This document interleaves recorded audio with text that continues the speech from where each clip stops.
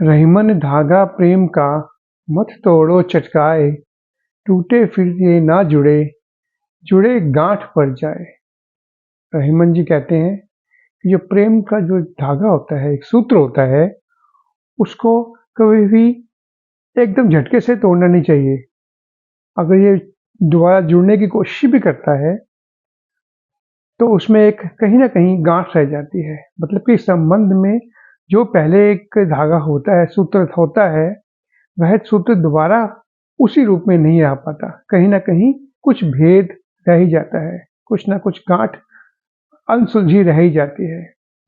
नमस्कार दोस्तों, स्वागत है आपका अपने चैनल लिव ए जॉयफुल लाइफ और मैं हूं आपका होस्ट प्रवीण सूरी।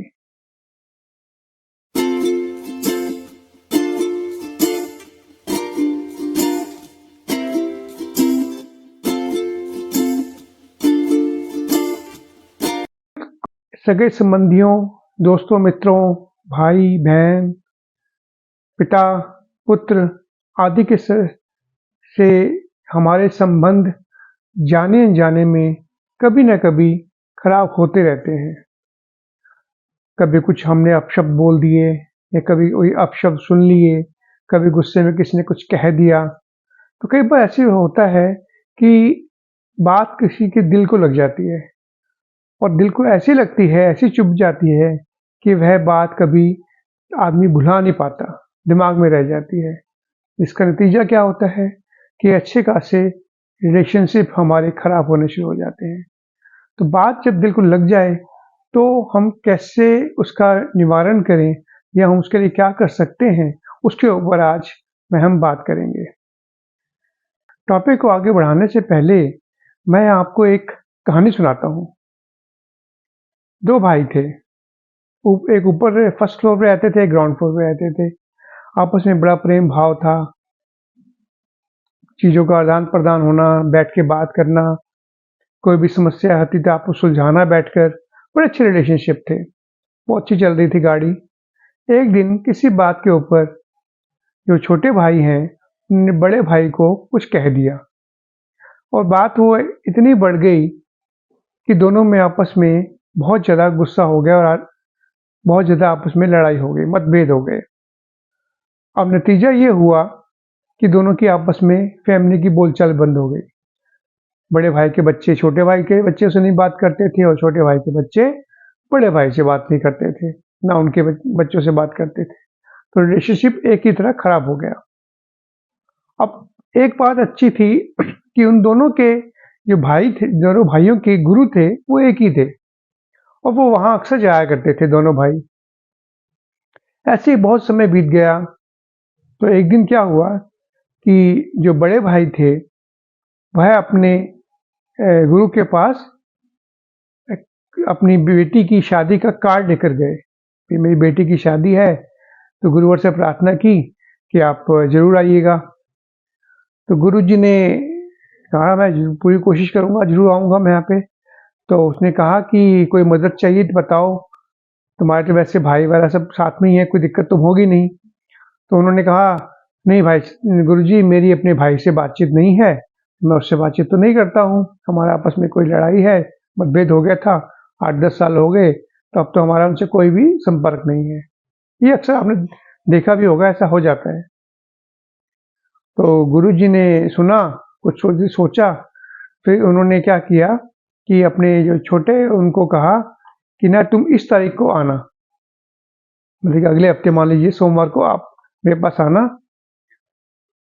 और उसके कुछ दिनों बाद ही उन्होंने अपने जो उस व्यक्ति था, उसके छोटे भाई थे, उनको भी कहा कि आप भी सोमवार को मेरे पास आना, इस समय आना। मतलब उनका जो चाहते थे कि दोनों भाई एक साथ मेरे एक समय पे मेरे सामने आए। तो दोनों आ गए एक समय पर।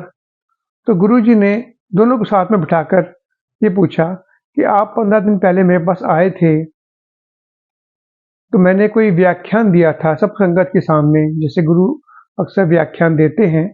तो उन्होंने कहा कि मैंने भी व्याख्यान दिया था, तो उस व्याख्यान में मैंने किस बात पे जोर किया था। और दोनों भाई फिर सोच में पड़ गए। बड़ी कोशिश की, दिमाग पे 2 घोड़े दौड़ाए कि याद आ जाए, याद आ जाए कुछ बात। उनको याद ही ना आए कि किस बात के ऊपर उन्होंने बात की थी। तो गुरुजी ने उनको फिर बड़े भाई को कहा कि जो बात 15 दिन पहले हुई थी, जो मैंने तुम्हें समझाया था, जिसकी वाणी तुम सुनते हो गुरु की अपनी, मेरे पास आते हो अपना अपना दिमाग का विकास करने के लिए, वैराग्य लेने के लिए या ज्ञान प्राप्त करने के लिए, उस बात को सिर्फ 15 दिन हुए हैं और तुम भूल गए हो। और एक बात जो तुम्हारे भाई ने तुमसे कह दी या छोटे भाई ने को कहा, जो बड़े भाई ने तुमसे कह दी, वो भी 10 साल पहले, उसको तुम अभी तक दिल में बसाए बैठे हो। ये कहाँ तक का सही है? दोनों भाइयों को अपनी अल्प बुद्धि का ज्ञान हुआ और उन्होंने आपस में वहीं पर गले मिल लिए। कहने का मतलब ये है कि कभी कभी हम छोटी छोटी बातों को इतना अंदर खींच लेते हैं, इतनी उसको आगे दिमाग में बिठा लेते हैं कि हम अपने रिलेशनशिप को ही खराब करना शुरू कर देते हैं।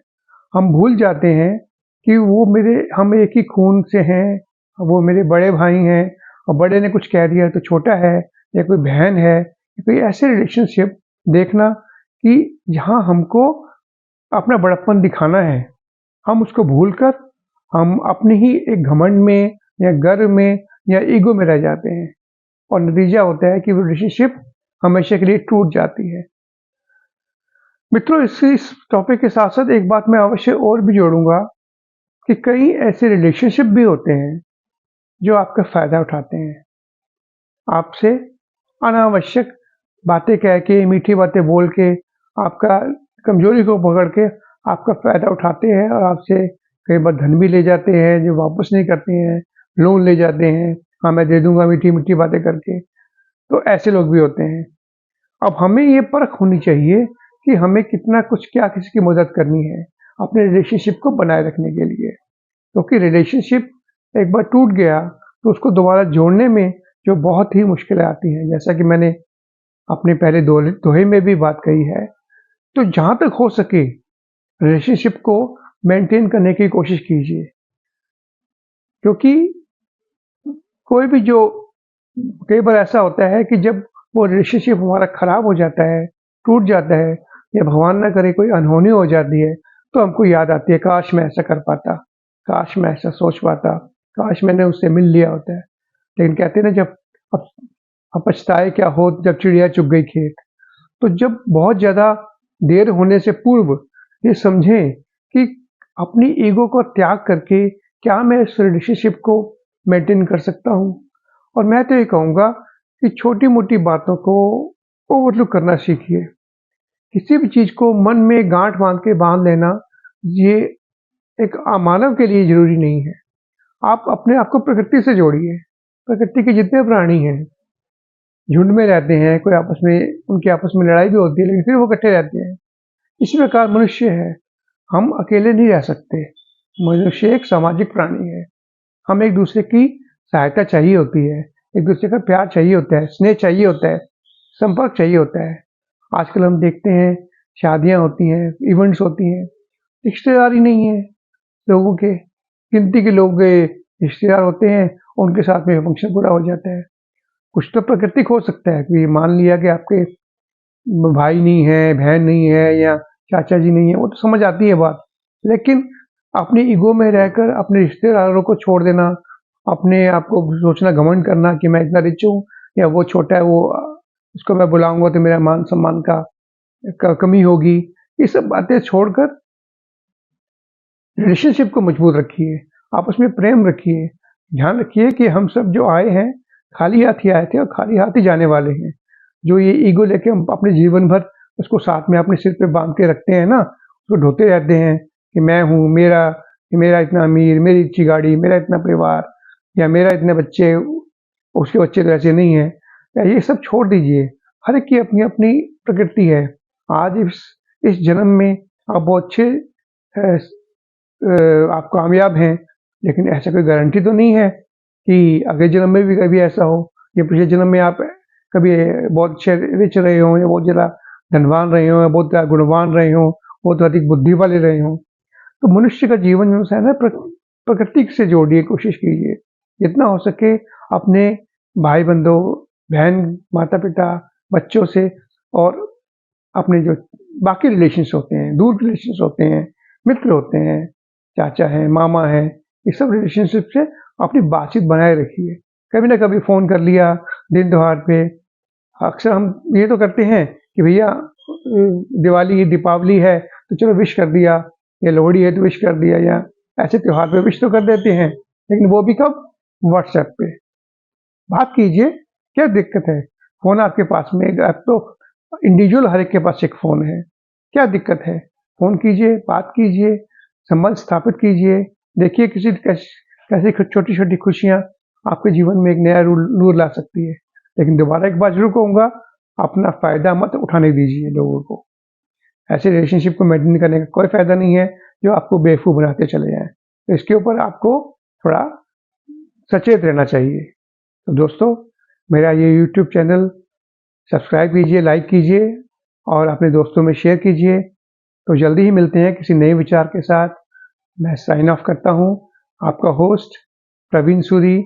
मिलते हैं जल्दी विचार के साथ, नए विचार के साथ। जय श्री राम।